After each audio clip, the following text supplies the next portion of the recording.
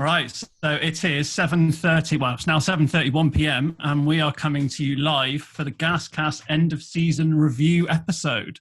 So first things first, whose bright idea was it for us to do this when none of us have had a haircut for about 2 months? Look Got at to be this. Mets. Mets, you're rocking it quite well, I think. It's got a bit curly, hasn't it, yours? Yeah, my hair's really curly naturally. I'll keep it short. I've had a DIY cut. I couldn't stand I was going to it say, any longer. you've definitely had a cut because yours wasn't that bad. I was going to say, when you say DIY, you mean your ma? Yes, that is exactly what I mean. I swear mine's just not moved. Mine's just stayed the same from lockdown. Yeah, does your hair even grow? It's no different. I think I've bleached it so much, it just doesn't move anymore. It's just given up with growing. Yeah. Right, so as the old cliche goes, it was definitely a season of two halves for Rovers, going from the heady heights of third after beating Ipswich away to an 18-match winless run towards the end of the season. But could the 2-0 win against Sunderland in what turned out to be our last game of the campaign be the beginnings of the Garner Revolution? I'm your host, Neno, and joining me is Caz, Max and Mets to pick over the bones of what, even by Rovers standards, turned out to be a pretty bonkers campaign. Hello, everyone. Welcome all. Hello. Hey up. Hi, everyone. So first off, a shout out to our sponsor, Kahuna Flooring, who supply and fit all types of flooring for your home or workplace. Steve and Kahuna come to you with a sample selection service and offer deals on supplied and fitted carpets, vinyls, LVT, engineered wood, and more. Get in touch with Steve today on 0791. I'm terrible at reading out phone numbers. 07917 667 and mention GasCast to receive 10% off all orders.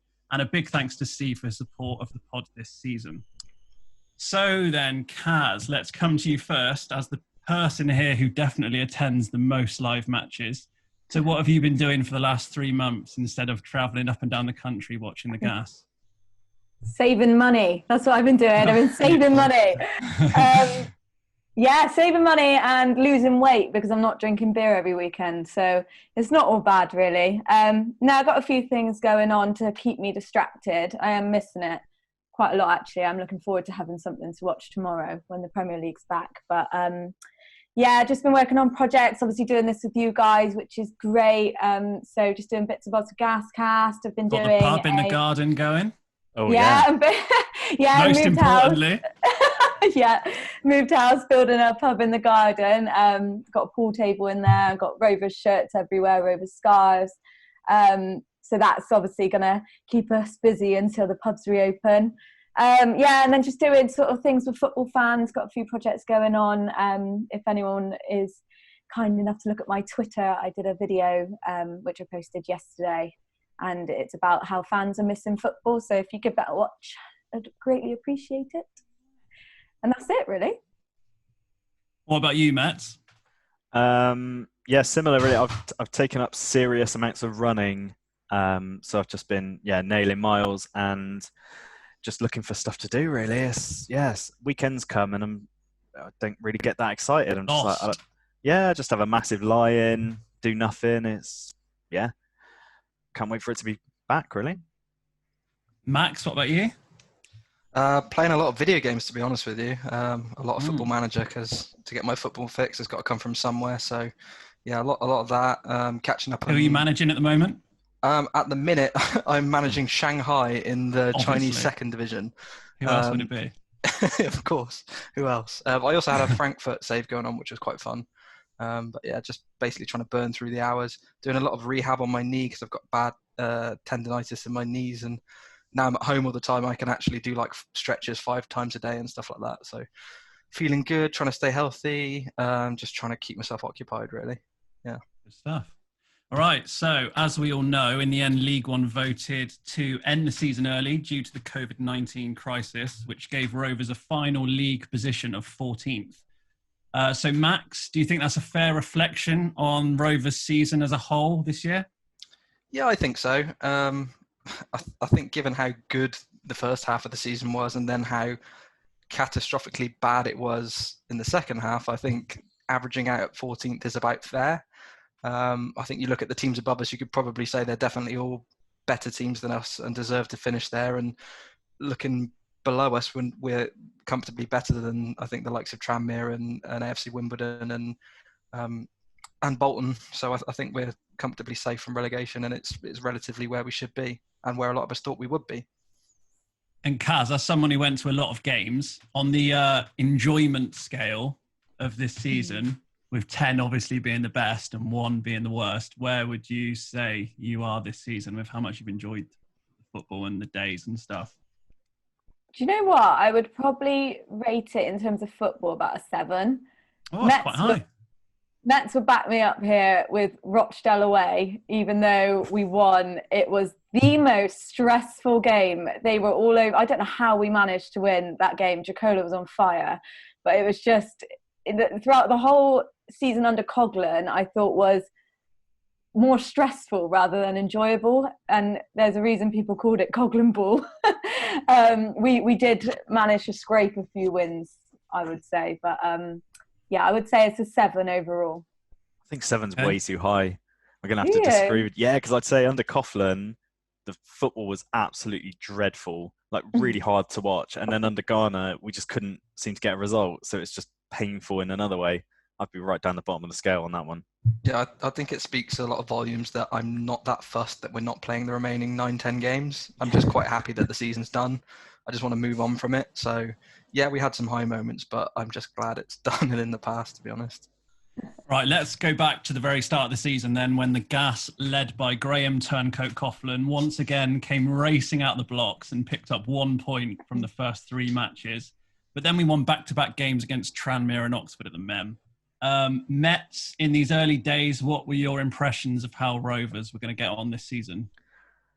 The early days before we switched to a back 5, I really thought it was going to be another season of struggle. I mean, DC obviously going season before and Coughlin doing his kind of magic tricks. I was going into the season quite optimistic. I thought, you know what, we were in kind of playoff form come the end of last season, and then we were just crap. And I just thought, you know what, this is going to be another just rubbish season. Yeah, didn't hold out much hope at all. No.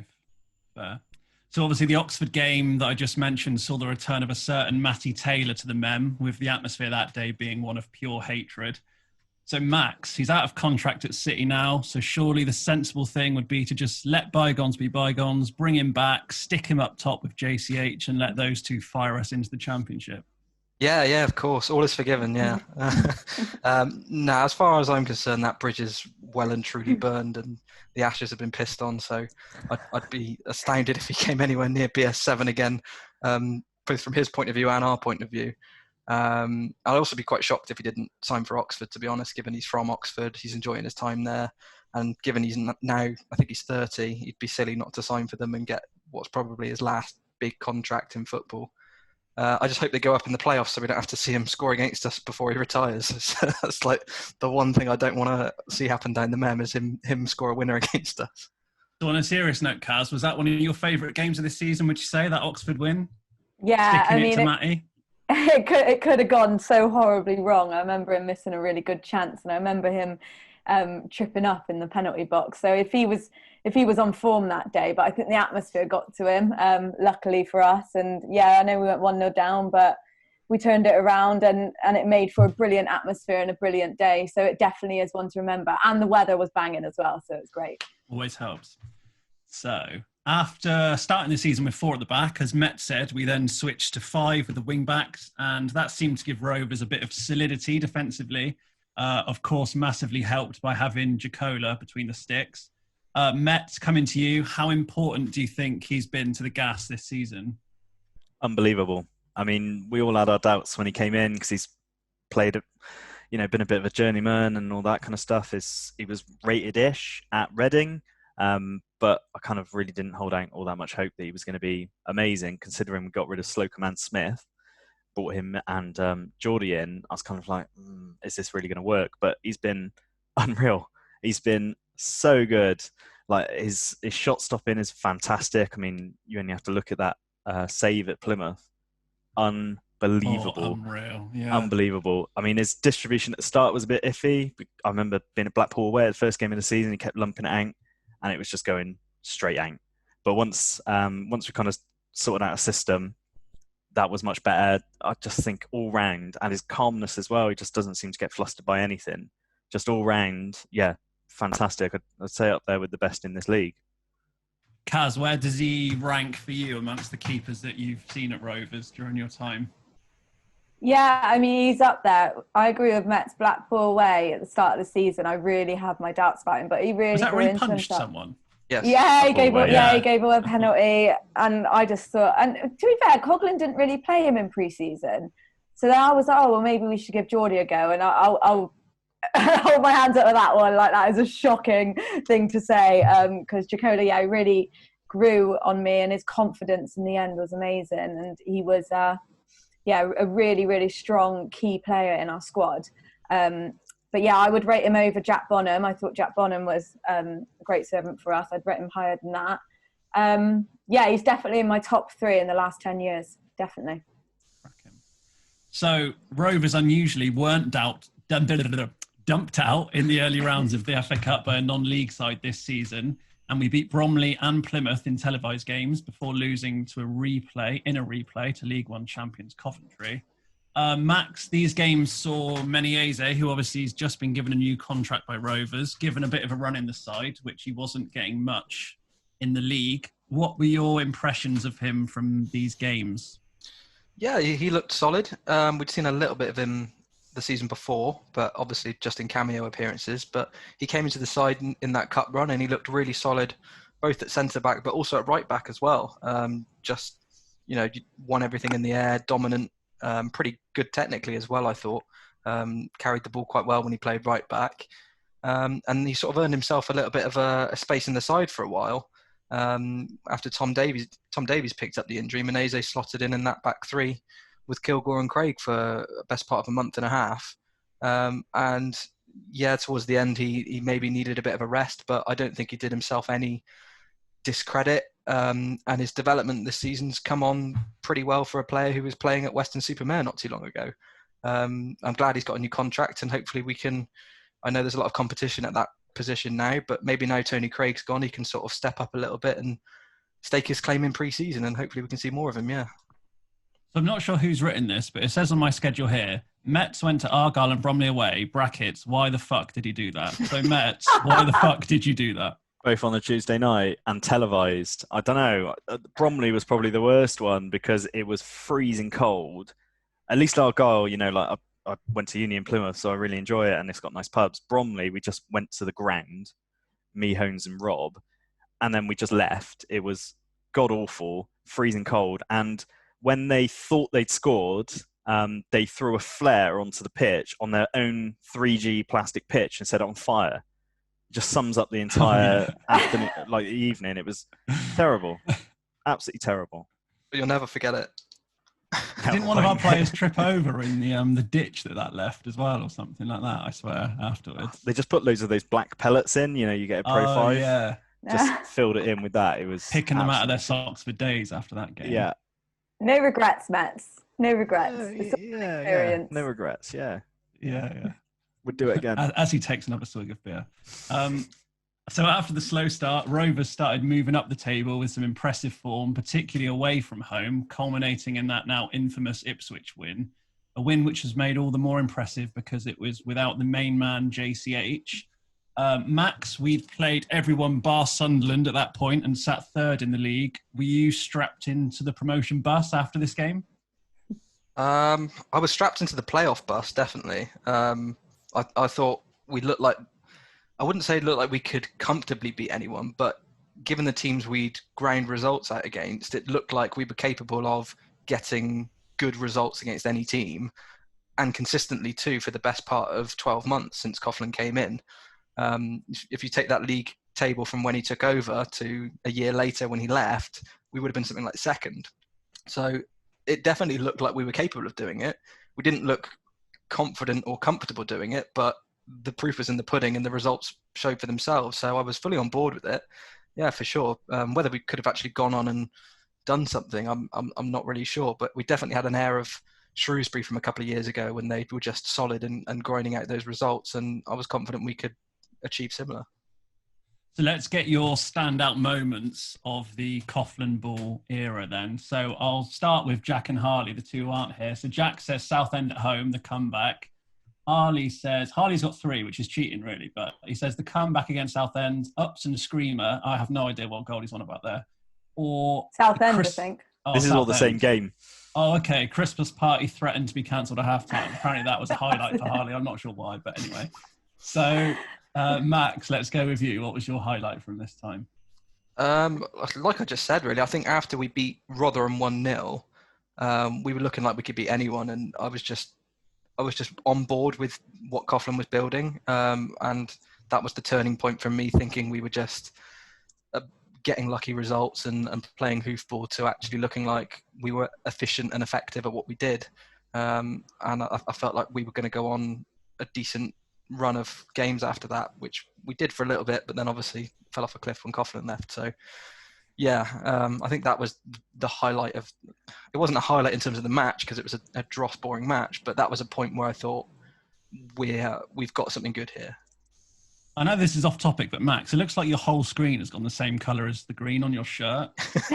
I've got the whole thing's gone green. There's a window here, and the sun sets there, and the sun goes right in my eyes in this office. So I've pulled the blind down, and the blind's like a similar colour, so it's like filtering in.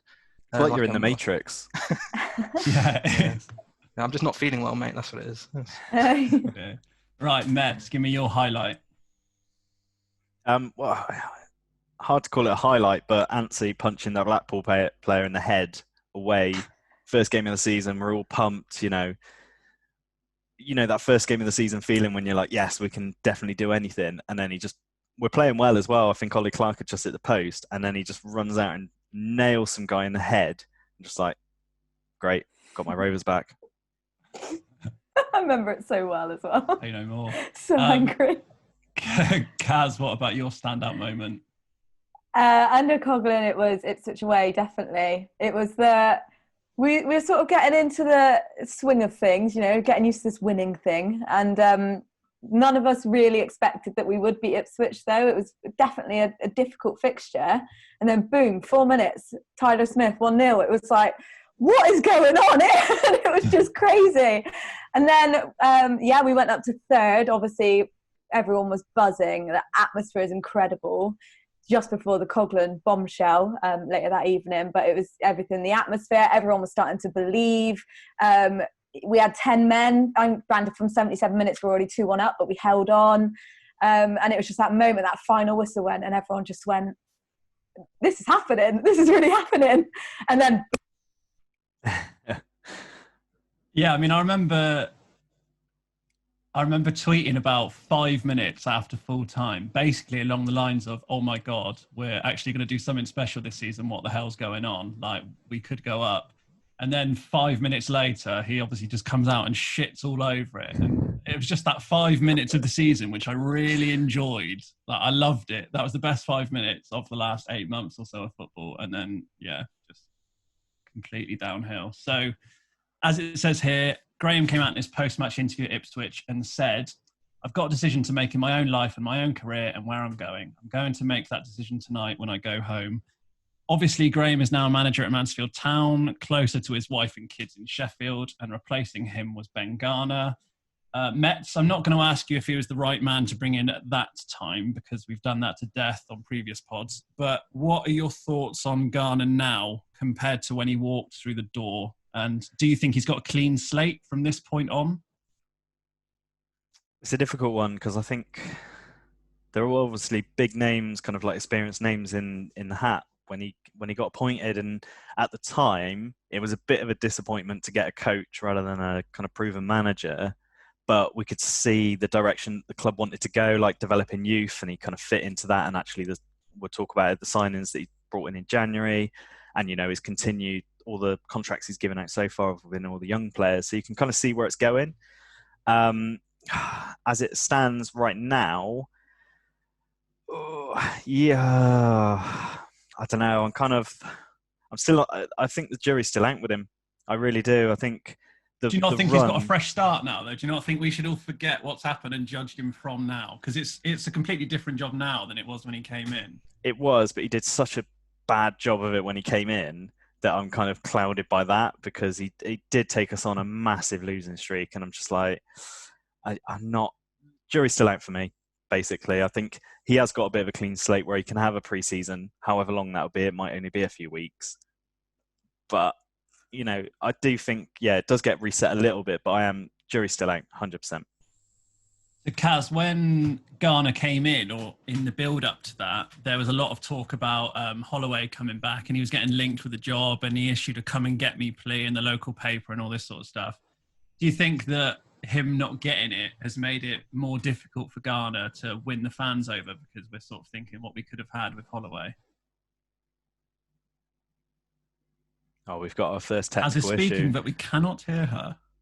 Should your microphone come off? So she was bigging up her clip-on mic. Yeah, she was lording it over us, saying, "I'm not going to look like a dickhead with a headset," and now it's fucked up. So. Yeah. Oh, is she? Am I back? We got you back. Yeah, She's back. All right. Sorry, technical mishap. So Holloway. Yeah, I don't think it helped with people demanding Holloway come in, because it puts a lot of pressure on Rovers to find someone to keep the fans happy, and that would have been quite a big appointment in the fans' eyes. I do feel for Garner. I feel like it was a lot of pressure on him to keep the fans happy. I would personally, clean slate, let's give him a chance with his own players, his own squad, and then just try and get behind him as best as we can. Okay, good stuff. And Max, when Garner came in, he stuck with Coughlin's way for a couple of games, but then quite quickly you could see him starting to try and change the style to a more possession-based one, which obviously resulted in the 18-match winless streak, as we said earlier. Do you think that was a mistake, given that the position we were in at the time? I think he had his hand forced a little bit by the injuries we had at the time. We didn't have a right back with Little out, so Rodman was sort of playing wing back. Ollie Clark picked up a knock. Gogo had this issue which forced him out for a month or so. We had suspensions with Upson, so he was forced almost to change shape through the squad that we'd assembled was only built to play one way, and when key players were out, you can't really play that way if you don't have the replacements in the squad. So he almost had to change the shape. We went on a bit of a bad run through that. I think he maybe saw an opportunity in that as well to experiment with his ideas at the same time. And when players did come back, maybe he thought that he'd had enough time training with them to try out what he wanted to do. And I do think it was a mistake. I think it was too soon. Once we had those key players back, he should have reverted back to Coughlin's style with the five at the back that was getting results before. And I think we would have done a lot better. And that can be really seen from the last game, the Sunderland game, when we did play 5-3-2, and probably one of our best it was our best performance under Garner. I think maybe he did try too much too soon with players that just weren't suited to how he wanted to play the game, and that was probably a bit naive by him. The Mets, as the biggest Ben doubter amongst us, were there any points so far in the season where you thought that Garner's time was up, or that he should have gone? Any particular matches or points? Bad matches that stick out. MK away, 3-0 there. The Bolton game at home especially. Oh my God, it was so dire, and they weren't a good team, and we made them look good. Did I think he should have gone? No, he was brought in as that kind of long-term kind of like almost dynasty building kind of thing. So I think I was never in the Garner out camp, but given the season's ended like short, I think it's helped him really. And he made his mark in the transfer window, bringing in the likes of Mitchell Lawson, Ginelli, Abraham on loan, as well as the permanent signings of Barrett, Daly and Harries on permanent deals. And Jamal Blackman came in to cover Francie, who got injured at MK. Max, which of these signings do you think made the biggest impact in their short stay at the club? Well, Josh Barrett and James Daly have barely featured, and the same could be said for Kean Harries. I know he started the last couple of games, but the three permanents very rarely featured since January. I mean, Barrett probably made the biggest impact in a different way. Yeah, I think he definitely needs to have a very solid pre-season if we're going to get the best out of him. Abraham, I don't really think this is his level. I think probably League Two he's going to need to go to. So Ginelli and Mitchell Lawson impressed me. I think Mitchell Lawson probably more so, given he's never played senior football before, and he came in and hit the ground running really, and put in some really impressive performances. Added a lot of flair and width and pace that we really needed in the side, and created some goals with some superb technical play. And I just really hope we can be looking at him for next season on loan, because I really like the look of him. Mets, is there any of those loan players that you'd like to see back next season? Yeah, Mitchell Lawson, definitely. I think he was playing probably a couple of steps below he should be. He's class act. A couple above us. A couple. He could do a job for like a Bournemouth or Watford. He'd walk into the West Ham team. They're rubbish. So Caz, give us some optimism then. Last game, we beat Sunderland 2-0 at home. Is this where the Garner Revolution begins? Yes, yes, Right. It is. No, it was a brilliant game. It really was. I remember walking out of the stadium being like, "This is the moment. This is the moment it changes for him." It was. I would arguably say that was one of the best performances of the season, combined with Coghlan matches. It was great. The players were on form, and Garner finally did something right. And then, of course, coronavirus. What are you gonna do? Classic. So, standout moments then from the Garner era. Max, let's come to you first.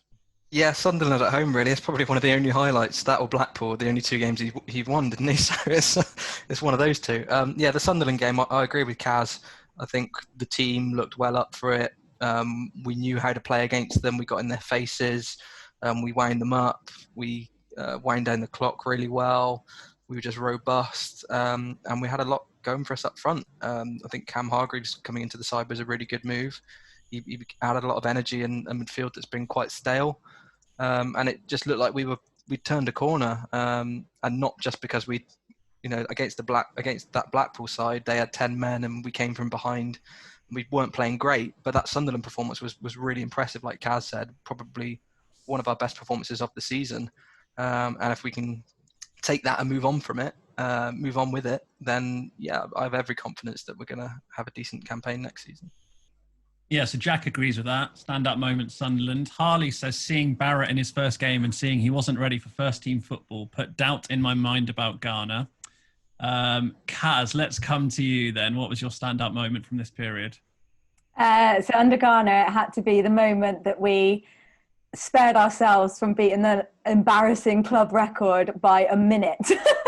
So I remember having a text from my mum saying, if Rovers don't score before 64 minutes tonight, and this was against Bolton away, they don't score before 64 minutes, this is the longest we've gone without scoring a league goal since 1922. And I was going, it's going to happen, isn't it? We're going to end up breaking this record and everyone's going to talk about it. It's going to be really embarrassing. And then, yeah, up pops JCH, 63 minutes. Unbelievable. I just thought that was hilarious. So, yeah, that for me, still didn't win the game, but that for me was the moment of the season under Garner, definitely. Yeah, that was unreal. And Matt, same to you. Yeah, it's Bolton at home. I mean, they came into it on a wretched run. It was one of those gimmies at home against the bottom team. You just think, right, we'll just brush these aside, get 3 points on the board, and we just laboured, and it wasn't like it was two evenly crap teams. They looked like they were a promotion chasing team. That's how we made them look. It was embarrassing. Although I never have that confidence going into a game against a shit team like that. Like, literally never. I'm always thinking the opposite.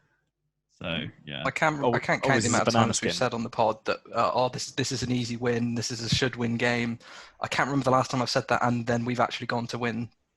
Yeah, it never happens. It literally never happens. Southend away, everyone. I was just like, Southend are rubbish. Like, this is it. Garner's going to get his winner, definitely. Boom, lose 3-1. So Rovers every time. Yeah. Right, so off the field, there has been some exciting developments. So the Diggers are in at the Colony, finally. And Starnes last week announced that he hopes to announce some good news in the next few weeks, which apparently is stadium related. And on top of this, Rovers have announced a new London academy. So all good stuff. Max, almost out of nowhere, 3 really positive bits of news out of Rovers. So how positive has it all got you feeling about the club's future and the direction of the Al-Qadis, the direction that the Al-Qadis have taken us compared to when we heard nothing from them for a long time? Very positive. Yeah, I can't really begin to get my head around it because this sort of stuff just doesn't happen at Rovers. I know we've said that before when the takeover happened back in 2016, but it really does seem like it's happening now. You can see the diggers in at the Colony. They're actually building something. I'm sure it won't be, a state-of-the-art Premier League standard thing straight away, and it will be bit by bit, but it's really exciting for us to have our own training ground. The London Academy is a great idea. In the Southwest, we're competing with Bristol City and Southampton's academies. They get all of the best Southwest talent, and we really need to look elsewhere to be able to compete at the under-18 level and develop good players, and London's a good hotspot for talent. And compete with Bristol City, so we need to try and nick players off Chelsea, Arsenal. Pretty much, yeah. Pretty much. Well, we need to keep our options open, and the stadium news is the big one. I think everyone's holding their breath after Stan said that on the radio, and just waiting to see if this fruit market site comes into fruition, no pun intended. And that when that happens, I think we'll really all start to get excited about the future of this club in a big way. What about you, Caz? Are you feeling good after these bits of news? Yeah, I can't see how anyone can criticise, because it's better than absolutely nothing happening at all. Do you know what I mean? So it is really, really positive. It's a step in the right direction, as everyone's saying. And it's really, really important that we get this stuff done, no matter how long it takes, even if it takes 3 months just to get the pitches down or just get some decent changing rooms in, just like little baby steps at a time, is nothing but positive. So I am looking forward to it. And all the fans ever want from the owners is communication. Tell us what's going on, and then we're happy. So it's interesting to see what Stans will say coming up, and hopefully, positive news about a stadium. So we'll see. I remember when the club tweeted the first pictures of the diggers in at the Colony last week, and there was like 4 pictures of it or something, came up on Twitter. And I remember just like looking at it for probably a solid 10 minutes, just because I think it was the first time in my lifetime where the club have announced a plan and then something's actually happened. Like usually it's just plan. Oh, that's fucked. Plan. Oh, that's fucked. To see actually something like physically happening. Didn't the diggers go in at Uwe? No, I don't think so. I swear there was diggers clearing the land at least. Oh, maybe. That might have been for that like housing development up there. Probably. No pictures on social media. That was a difference. Yeah. I know what you mean though. It's pretty surreal seeing. I think when was the last time this club built anything, if ever? It just doesn't happen at Rovers. Doesn't Terry always say that it was the roof going on the Blackthorn, which the fans paid for or something? Yes, and the last stand that Rovers built was at Eastville. There you go. Wow. And that was also paid by the fans. Oh my God. Yeah, say no more. Moving on. So in the last couple of days, the retained list has been released, and it stirred up a lot of feelings in the fan base. This will be a very odd summer, obviously due to the COVID crisis. So let's have a look at some of those departing the club, the most notable of which are Liam Sercombe, Tony Craig, THD, Tom Nichols, Gavin Riley, and Sam Matthews. So Mets, as Tony Craig's biggest fan, how are you holding up after hearing that Millwall Tone has played his last game in the quarters? Yes, it is upsetting. Definitely. I mean, he obviously in the twilight of his career, but he's just immense. I mean, he's 35 now, and he's still up to this standard easily. I was hoping, as with every player that I like, that he'd go into like a kind of player coach role. And actually, considering the centre backs we got, like Harries and Davies, Menezes, Alfie, a kind of wizened head would, and I think it has helped, especially Alfie this season, but I think it would help all of them. So having him around the club would be amazing. But I understand he's got a young family, he wants to kind of be closer to London. So yeah, I think given that he probably wouldn't play a massive amount this season, it completely makes sense for like both parties. But it doesn't stop me, crying about it. Max, I remember you tweeting in the lead up to the retain list being announced that you were really wanted to see Tony Craig stay. Do you think that we'll miss him? Yeah, jury's out, isn't it? But I think it's something we may regret. given that Tom Davies has been pretty inconsistent with his injury record. And the centre-backs we've got in Menezes, Kilgore and Harries are all very young. And I think Craig mentored them and took them under his wing in a very, very positive way. And it helped all their games develop. And I would have really liked to have seen him do that for another year, even if it meant him taking more of a bench role than a first team role. If it meant the development of those players would be bettered for it. And I think without his leadership in the dressing room and being able to rally people on and off the pitch, I think, we're obviously missing what is a massive, massive leader, probably our captain, for want of a better word. I know Ollie Clark is our captain, but I think in spirit and in presence, Tony Craig is the captain of the club in what he offers on the field and off the field. And I think losing him is a big, big blow. I know he's on a high wage, so maybe that's a factor. I think he wanted to move back to London because that's where his family are as well. So there are reasons. It's not like it's just based on his on-field contribution. And yeah, I think we're gonna have to wait and see what happens this summer, because we definitely need some experience in that back line to help our players develop and add the experience we need there. You say that, but Davis, he's coming on his prime years. He's an experienced head. And Alfie's obviously got now a full season kind of under him. I don't know what kind of Harry's is looking like, but you look at you got Little at right back as well. I think we've probably got a decent kind of mix of experience and youth in there. I do think I completely agree with you. I think Craig is a massive miss, but I don't think it will be felt as badly as maybe it would have like last year when Alfie was just kind of breaking through and Rollin was kind of breaking through as well. So that's my thoughts. Fair enough. So we've got 4 players currently negotiating new deals with the club: Ollie Clark, Liam Armstrong, Lucas Tomlinson and Harry Warwick. Obviously the highest profile of that lot is this season's captain, Ollie Clark. And I'm going to come around to you now one by one and ask just yes or no whether you'd like to see Ollie Clark sign a new contract and stay at the club. So, Max. Not fussed either way. How is that yes or no? Because I was going to say. Because I'm not. All I want is a yes or no. Very simple instructions. Give me a yes or no.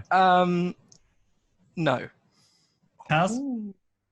Well, I was going to say I'm impartial as well, but I would say yes, 1 more year. Mets? It's a hard no from me. All right, so why, seeing as you're the only one who seems to care, why is it a hard no?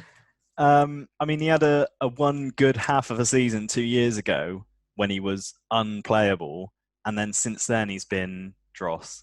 And he's the captain, and I think he should be held to a bit of a higher standard. And he's meant to be that box-to-box player, considering he's in a midfield 3 with Upson and a Go-Go, and he's just not. He's not done it for me at all. So I'd happily let him go. Caz, why would you give him another year? I just think he hasn't done enough for me not to warrant another year. I think it's not like we never played him. I think he is good enough for League One, maybe mid-table League One. I know that's not our ambition, but I think at least 1 more year he's got in him in League One, and then I can't see him going much further than that. So really, I'm impartial to it. Like, I don't mind either way, but that would be my reasoning. What were you going to say, Max? I was just going to say the only reason I would want to keep him is for the experience he has to the dressing room. His on-field contribution for me isn't good enough. But I think if we've lost Craig and we lose him as well, that's a lot of leadership and experience gone from the dressing room. And also, he's our longest-serving player. I think if he goes, I don't know who the next longest-serving is. I think it might be Kyle Bennett. So, oh God! It's difficult. We can't let that happen. We have to give Ollie a new deal, surely. Yeah. And he cares. He's a gas head, isn't he? So he really cares about the club, which translates onto the pitch sometimes as well. So yeah, something we've been missing, like considering the double promotion team, like the kind of bond with the players we had, and we've definitely lost it. So, but then. I don't know. We didn't really have a song for Ollie Clark as much as like a lines or a. I don't feel like he's ever really won the hearts of the fan base like some of the other local lads have. I don't know why. I think that's maybe a bit unfair, probably, but I just don't feel like the mem loves him really. He's won mine. Oh, he's 1-0. That's all he wants. That's fine then. That's all he needs. So Garner has also given new deals to 4 young lads, Kelly, Menezes, Hargreaves and Alexis, which appears to signal a clear emphasis towards nurturing some homegrown and younger talents. Max, how do you feel about this approach from Rovers, and do you have any reservations with it if that is the way we go? Yeah, I think it's a really good approach. It's I call it the Peterborough model, because it's just what Peterborough do, and they seem to make tens of millions in profit and do well every year and play entertaining football. And I think every club in League One and League Two want to play the Peterborough way and have that Peterborough model if they don't have the off-field assets to turn a profit. I think it's the only way you can compete with those clubs with more money than you. And I'm really happy we're moving in that direction. My only reservation with it is if we just go all in on it and we lose out on the experienced players and we just have pretty much an under-23 squad of released Premier League players, and we don't have that experience in the squad that's needed to, 1, develop those players, and 2, help the team get through difficult situations and match scenarios, which obviously is where experience comes in. That'll be my only reservation, but I'm sure Garner and his coaching team as a whole know that, and they'll address that this summer, given the fact that we've lost Craig and potentially Ollie Clark. I also feel like the Mem can be quite a difficult place to play sometimes for Rovers. That if the season gets off to a bad start under an inexperienced manager, and if all our players are really young and a bit fragile, I feel like that could just quickly spiral out of control. Really, I'd like to see a few like grizzly older heads come in who can put up with a bit of shit off the crowd and sort of pick everyone up, because I could just see that going downhill quite fast, I think. Even game to game, because you hear opposition managers saying, you keep the crowd quiet at the Mem, and, it's a massive bonus because, fans can get on players' backs and that. So if you haven't got those players that have, seen it and been there and done the T-shirt and all that kind of stuff, then, yeah, it does become a bit of a struggle, and it can get, especially to younger players, a bit more than older players. So, yeah, maybe Garner's going to be looking for some experience. So, Caz, where would you like to see the team strengthened in the summer? What sort of positions do you think that Garner should be looking to improve? Well, we need someone to sort of replace Tony Craig almost, or step up to that role in centre of defence. I always think a winger would be good as well. Obviously, we were crying out for that last season. And we're going to need someone alongside JCH. We can't just rely on JCH up front all season. So definitely a couple more strikers come in. Obviously, he's got rid of Riley and Nichols now. So, yeah, we're going to need at least 3 more strikers in. So, yeah, a lot of work to do for Garner. Yeah. What about you, Matt? Yeah, strikers would be the one. We got JCH and we got Daly, who we haven't seen anything from yet. Oh, Daly, yeah. Forgot all about him, to be honest. Yeah, exactly.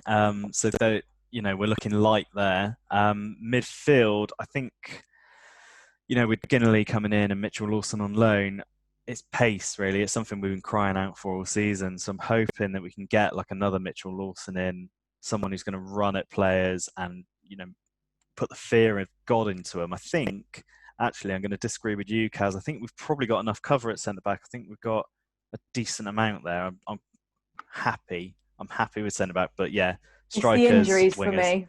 For me. Yeah, that is a worry, definitely. Yeah. I think if Davey's got injured, like he's a bit injury prone anyway. If Davey's picked up a reasonably long injury at the start of the season, and then we just had 3 really young lads, it'd be a bit like, quite dodgy now. Little can play at centre back as well, mind. It's true. And Hare will be back next season. Also injury prone. I was going to say, not the greatest example. Yeah, Gary Kennis plays centre back as well. I completely forgot what question I was going to. My own joke was too good; it's thrown me off. So let's move on to the awards then. So we've done this before actually, but we're going to give it another shot because it's now actually the end of the season. So we're going to do the end of season awards at the end of the season. The player of the season is the first one. So there are a few names that could be mentioned here. The voting was split between the GasCast crew, 2 votes each for Yokola and JCH. And Caz, you voted for Millwall Tone. So you're going to be the judge here. So, Max, I'm going to give you 30 seconds to make the case for Anstey, and Mets, you'll get 30 seconds to make the case for JCH. after which Caz will decide who is the most convincing and nominate a winner. So Max, 30 seconds to say why Anstey was our player of the season, starting now. Okay, so he's come in. He was a player who many were sceptical about, given he'd hopped from continent to continent, never sort of tied down at one club for long enough to have any real impact.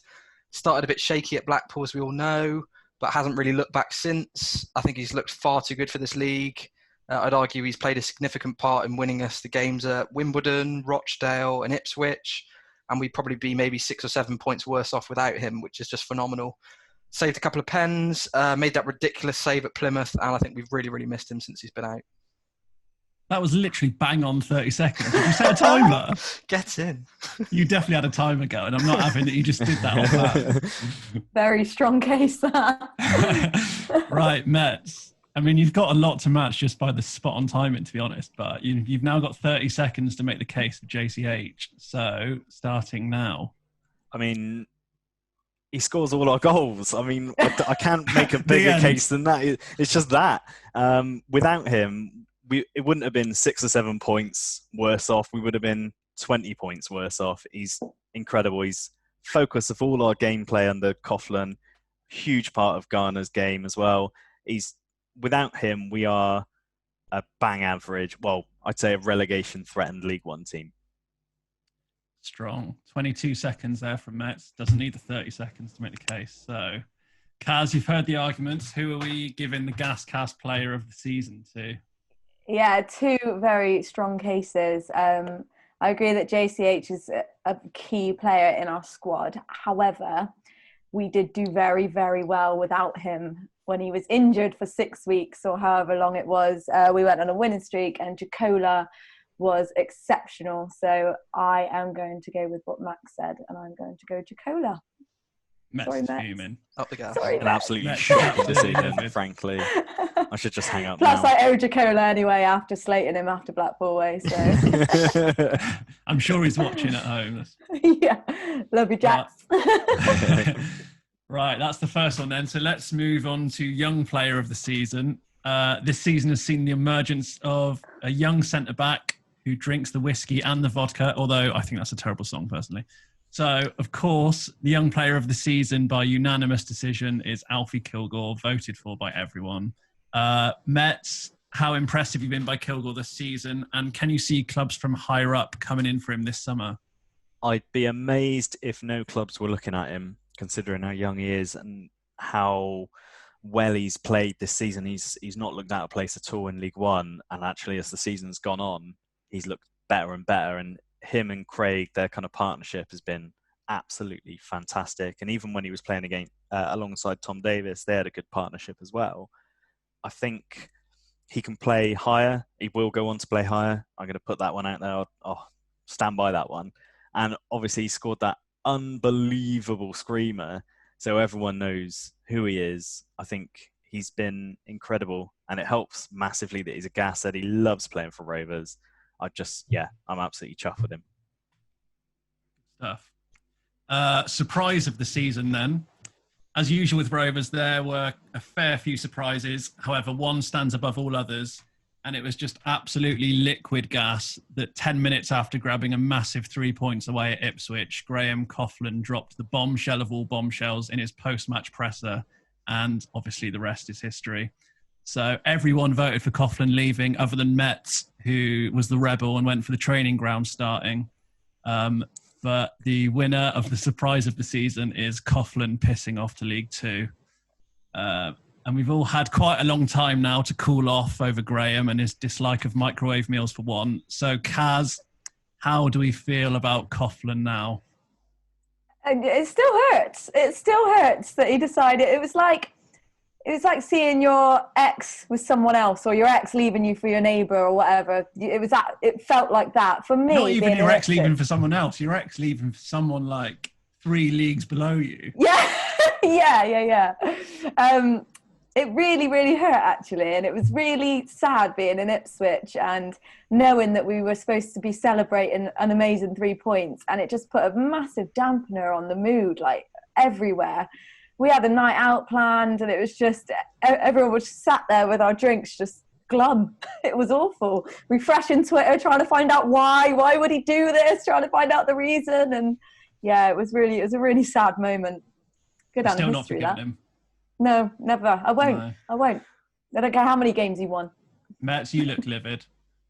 I kind of, he's run off with, the scrubber girl down the road, and his life's rubbish now. So I don't know. I don't feel upset by him anymore. I'm just glad that he's made his bed and now he's still lying in it, and it's piss stained. I think because it's Mansfield as well. Mansfield who relegated us in our own kit. Mansfield. Anyone else, Graham? Anyone else? What is it with Mansfield? Mansfield. Man? Yeah. Yeah. Just love screwing us over. I love that picture of him and Joe Dunn with the chairwoman from Mansfield, where they both look like they've just come in from like 4 a.m. on the poppers kind of thing. They're just like proper gurning ang. It's a Dunn weird... in particular looks like he hasn't slept in about 4 years in that picture. Yeah. Absolutely. Good.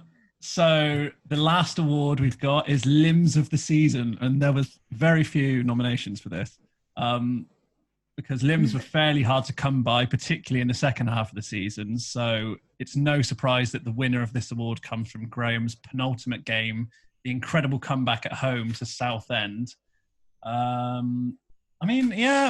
Personally, I think I'd have probably gone for one of the Oxford goals. Max, I saw you went for Nichols versus Oxford. Who else went for that? Oh, Mets, you went for Oxford at home as well. But only when Taylor went off injured. Oh, yours was him going off injured rather than a goal.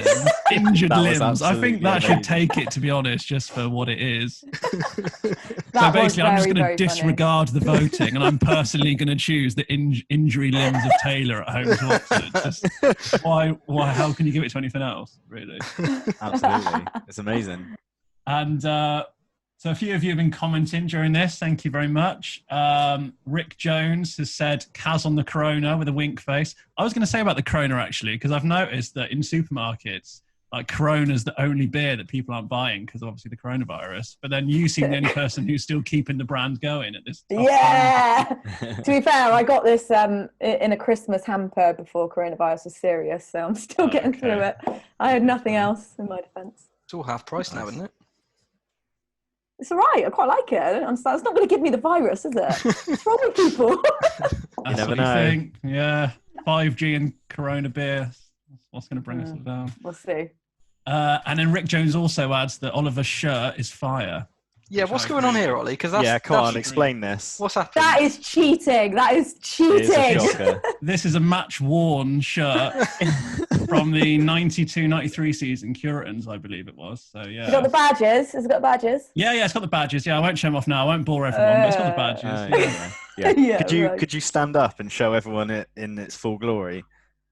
How many pens did you use to draw that?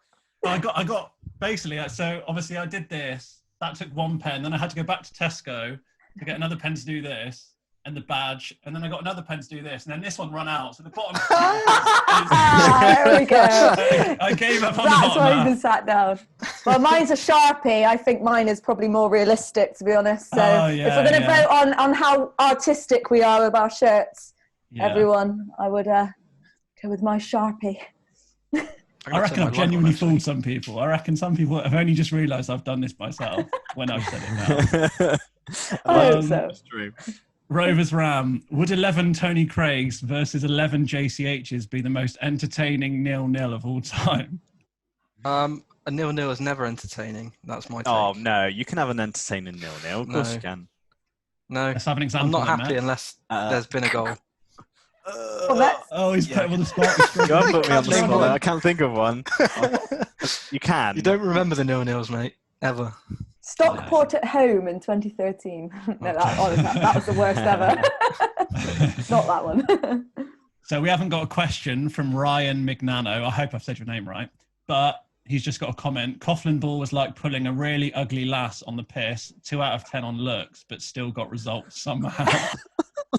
I probably shouldn't have read that one out, but I've done it anyway. That's amazing. I wondered if you'd read that one out. I did wonder if you were going to read that one out. I mean, I didn't actually read the comment before I read it out, so I'd committed to it by the time I realised what you said. Lucy Ford, great. hi all. I hope you are keeping well. My question is, what was your favourite game of the season and why? What are your expectations for next season? So yeah, let's crack on with that. Mets, favourite game, and how do you think we'll get on next season? Favourite game, I'd probably say either Southend at home, the kind of comeback from half time, or Oxford at home. I absolutely loved it. Sun was shining. Taylor didn't score. We gave him tons of abuse. He went off injured. I mean, it was everything that I wanted in a game. How we'll do next season? It's so difficult. Just right, not expectations, because it is pretty impossible. What would you be happy with? Give me a finishing position, roughly, that you'd be happy with. I'll be happy with 10th. Okay. Caz, same for you? So I've already said Ipswich, but I'm going to go different and pick a home game, and I'm going to say Southend at home as well. Going 2-0 down, it was just the roller coaster of emotions. And that was actually a week after my granddad died as well. So it was kind of like whoa, bad things happening to me at halftime, and then suddenly it was like, I love you, Bryce, thank you so much. So it was amazing, and then Upson with another screamer. It was the feeling at the end, or when that third goal went in, that fourth goal went in, it was incredible. And then for next season, I would be happy with top 10. What I want is playoffs. I think that's what I know that's really, really ambitious. Kaz is cracking the whip. You've got to be, haven't you? You've got to be. Otherwise, what's the point? So yeah, I want playoffs. That's what I want. All right. Ben, I hope you're listening. Max, what about you? I got a confession to make about the Southend game. I left at half time because I was so angry. So I left at 2-0 down at half time because I just felt that because the Bolton game was the week before and we'd been dreadful in that. And I just thought it was freezing cold. We'd done the food bank collection in the morning. So we'd been there since quite early. Freezing cold feet. I hadn't wrapped up warm enough. I was cold. I was grumpy. And then we put on this dross display, 2-0 down. And I just thought, I'm going home. There's a fire at home. There's telly. It's nearly Christmas. I'm going home because I'm not watching these wasters. I get home and my dad's like, we're 3-2 up. And I'm like, oh, sod off. And we 3-2 up. We went and bloody won 4-2. So I can't pick that game, and I probably would pick that game had I gone. But I'm going to pick Oxford at home because what an atmosphere that was. It was like nothing I've ever seen at a football match. And, you know, we've seen some mega games over the past 5 years, but that atmosphere was like a boiling pot of rage and hatred and toxicity. You could feel it on the crowd, just like in the air around you. And it was just brilliant. A brilliant comeback win. Taylor went off injured, and just everyone got to vent their frustrations and anger at him. And we came away with 3 points, and it was just a brilliant day. As for and then what league position would you take next season? Top half I'd take. I'd be happy with top half. I think that's realistic and achievable. That's the same word.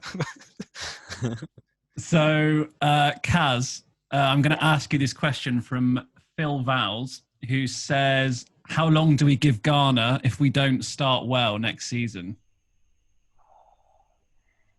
I mean, that's tough. I guess it depends on performances. If we're playing really badly, then I would allow him probably up until November.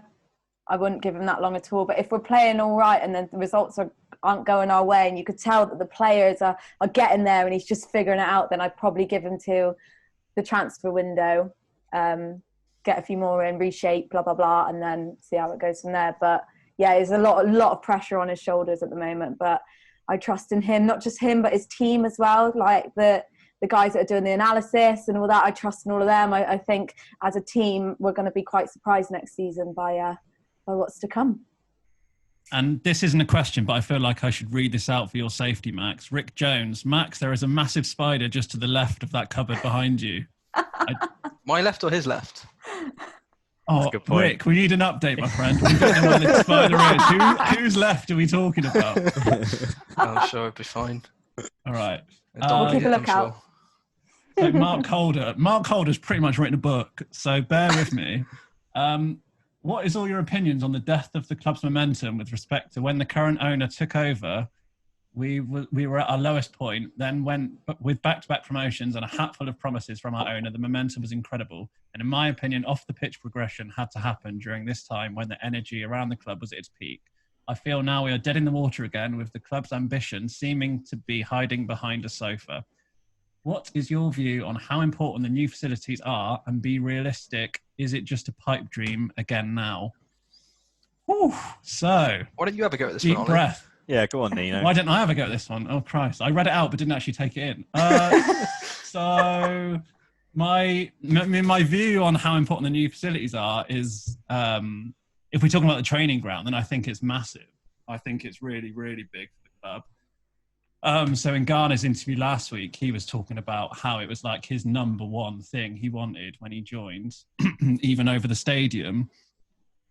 And I think, like, for us fans, the stadium is obviously the most important thing because that's where we go to see our team. We never go to the training ground, so that really means nothing to us. But if you think about it, for the club and the players, they're there every day, Monday to Friday. That's their office, essentially. So if you're training somewhere where you're picking up fox shit and like you're getting kicked off the pitches at certain times so kids can play on there, it's just so unprofessional, and I think it makes us look bad. It's probably a bit demotivating for the players, and I think it's just a bit amateur, really. So to have our own training grounds, which I don't know this for a fact, but will this be the first training grounds that we've ever actually owned, I think? Yeah, I think so. Yeah, is a huge thing for the club. It's got to be. So if it's done well, which obviously we hope it will be, and there's no point not doing it well after waiting for it this long, then it should be a massive thing. And I think it will really help with recruitment as well, because it's somewhere nice that you can show new signings around rather than being like, oh, here's all the shit on our training pitch. It's like, oh, here's our training pitch that we built this summer. Look how nice it is and shiny and stuff. It's got to be quite impressive.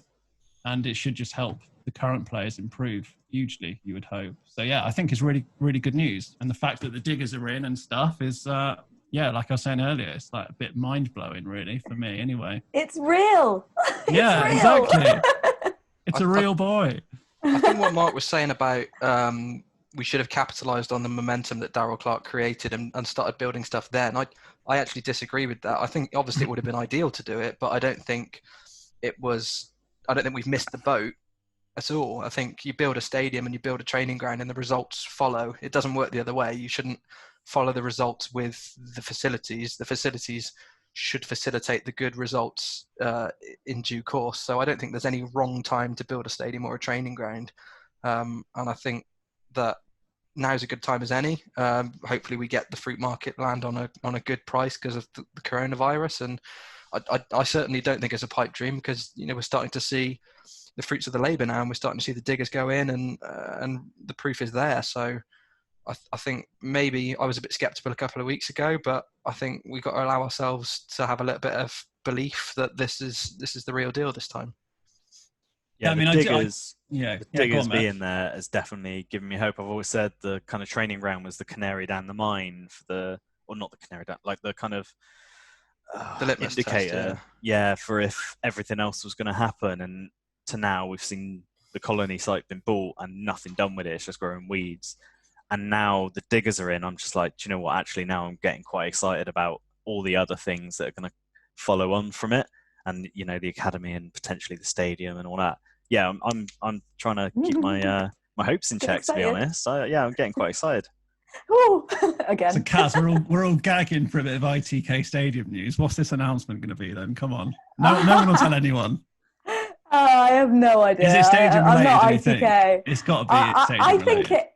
Yeah, like I can't imagine Steins would have come out of a statement like that if it wasn't big. Did he actually say it was stadium related, or did he just say a big announcement? No, he said stadium related. Oh, he did. He did say it. Yeah. Yeah, I think what it would be is maybe a deal's been struck for the fruit market land during the coronavirus break. I don't know. You heard don't it take my word for those at all. Confirmed. I can imagine it would be something along those lines, some sort of progress towards getting a new stadium. I can't imagine Starnes is going to say something like that, considering he would have been around in the Hamer days when Hamer would maybe say something out of turn, and then people would jump on it as like a sign, and then everyone would be disappointed. I don't think he's that stupid. switched on. No, he's a bit more careful. He's a bit more, thinks about what he's saying, doesn't he? Which always helps when you're speaking for a football club. So I think we'll wrap it up there then. That's the end of season special done. And with it, GasCast finishes for the season.